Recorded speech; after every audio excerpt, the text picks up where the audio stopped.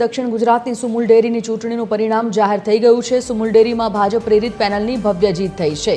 ભાજપ પ્રેરિત પેનલે 16માંથી 15 બેઠકો જીતી છે। અગાઉ 7 બેઠકો બિનહરીફ જાહેર થઈ હતી તો મહુવા બેઠક પર અપક્ષના ધનંજય પટેલ વિજેતા બન્યા છે।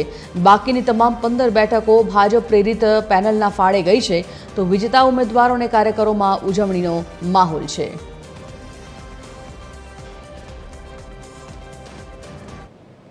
સુમુલ ડેરીની ચૂંટણી આજે જાહેર થઈ ચૂકી છે અને પરિણામ પણ આવી ગયો છે। રાજુભાઈ પાઠક ખૂબ જ વિજેતા થયા છે। રાજુભાઈ સાથે વાતચીત કરીશું। રાજુભાઈ, આજે જે નિર્ણય લેવામાં આવ્યો છે, પરિણામ આવી ગયું છે, શું લાગી રહ્યું છે?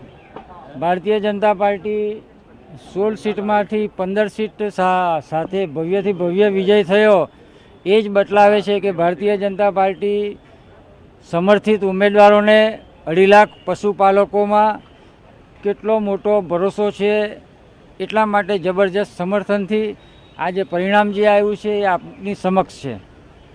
એક અપક્ષ આવ્યો છે, એ વિશે તમારું શું કહેવું છે? અપક્ષ આવ્યો છે તો એ વિસ્તારમાં કદાચ ક્યાંય તૂટી રહી ગઈ હશે તો આવનાર દિવસોમાં ત્યાં પણ અમારા કાર્યકર્તાઓ સાથે મળીને, પશુપાલકો સાથે મળીને કોઈક જગ્યાએ તૂટી રહી ગઈ તો સુધારવાના પ્રયત્ન કરીને ત્યાં પણ અમારો વિચાર પહોંચાડીને સર્વાંગી વિકાસ થાય। સમગ્ર તો સુરત તાપી જિલ્લાના અમારા પશુપાલકોનો એ દિશામાં ટીમ બનીને કામ કરવાના છે। ભાજપમાં મેન્ડેટ પ્રથા ચાલુ થઈ છે, ગયા વખતે ઘણા લોકોએ ફોર્મ ભારતીય જનતા પાર્ટીના મેન્ડેટ પ્રથાનો મીન્સ એક વસ્તુ એ છે કે સહકારી ક્ષેત્રમાં પાર્ટી પણ વોચ રાખી રહી છે કે જે પ્રકારનું કામ થાય આવનાર દિવસોમાં ટ્રાન્સપરન્સી સાથે અને સર્વાંગી વિકાસ પશુપાલકોનો થાય અને એક દિશામાં જ્યારે કેન્દ્રથી લઈને પંચાયતથી પાર્લામેન્ટ સુધીની ભારતીય જનતા પાર્ટીની સરકાર હોય ત્યારે વધુને વધુ સમન્વય કરીને પશુપાલકોના જીવનમાં આર્થિક સુધાર આવે એ દિશામાં પ્રયત્ન કરશું તો સારું પરિણામ મળશે। સુમુલનું ટોટલ ટર્નઓવર કેટલું વર્ષે? અત્યારે સુમુલ ડેરીનું ટર્નઓવર 6,600 કરોડનું છે।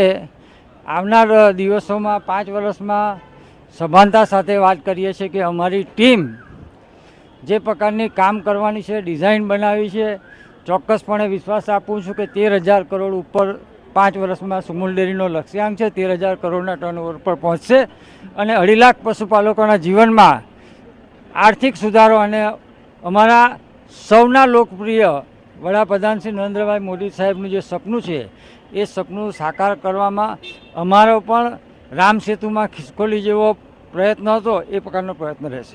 ભૂતકાળમાં પણ ચેરમેન તરીકે રહી ચૂક્યા છો, આ વખતે શું નિર્ણય લાગે છે તમને? સાહેબ, ભૂતકાળમાં પણ તમે ચેરમેન તરીકે રહી ચૂક્યા છો, આ વખતે શું લાગી રહ્યું છે તમને? એ પાર્ટીનો વિષય છે। હા, રાજુ પાર્ટી બધા સાથે સમન્વય કરીને બધા ડાયરેક્ટરો, આગેવાનો, કાર્યકર્તાઓ ભેગા થઈને સમન્વય કરીને પાર્ટી ચોક્કસપણે સારો નિર્ણય કરશે, પશુપાલકોના હિતમાં નિર્ણય કરશે। આ હતા રાજુભાઈ પાઠક। તેમનું કહેવું છે કે ભૂતકાળમાં પણ તેઓ સુમુલમાં ચેરમેન તરીકે રહ્યા હતા અને આજે ફરીથી તેઓનો જંગી વોટરથી વિજય થયો છે અને તેઓનો વિચાર છે કે 6,600 કરોડનો વાર્ષિક ટર્નઓવર ધરાવતી સુરત ડિસ્ટ્રિક્ટની આ સુમુલ ડેરીમાં ચેરમેન બનવા માટે હવે પાર્ટી નિર્ણય લેશે તેવું તેમનું કહેવું છે। જેમ કેમેરામેન જયેશ મિસ્ત્રી સાથે વાહાબ જે ઓલપાડમાં મુકેશભાઈના નેતૃત્વ હેઠળ ચૂંટણી લડાઈ હતી અને તેમાં મારો વિજય થયો છે એટલે તમામ ભારતીય જનતા પક્ષના અને મતદારોનો આભાર માનું છું। ઓલપાડમાં 24 સ્ટારમાંથી સામે વસંતભાઈ પટેલ। આજે જોઈને ઓલપાડની શરૂઆત, જીતની શરૂઆત થઈ છે। ઓલપાડ, ઉમરપાડા ખૂબ જંગી માહોલમાં જીતી છે। આવનારા દિવસ બીજેપી સીટ જેમી જોડવાની છે।